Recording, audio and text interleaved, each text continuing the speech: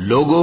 اپنے پروردگار سے ڈرو جس نے تم کو ایک شخص سے پیدا کیا، یعنی اول اس سے اس کا جوڑا بنایا، پھر ان دونوں سے کثرت سے مرد و عورت پیدا کر کے روئے زمین پر پھیلا دیے۔ اور اللہ سے ڈرو جس کے واسطے سے تم ایک دوسرے سے حقوق کا مطالبہ کرتے ہو، اور قطع رحمی سے بچو، کچھ شک نہیں کہ اللہ تمہیں دیکھ رہا ہے۔ اور یتیموں کا مال جو تمہاری تحویل میں ہو ان کے حوالے کر دو، اور ان کے پاکیزہ اور عمدہ مال کو اپنے ناقص اور برے مال سے نہ بدلو، اور نہ ان کا مال اپنے مال میں ملا کر کھاؤ کہ یہ بڑا سخت گناہ ہے۔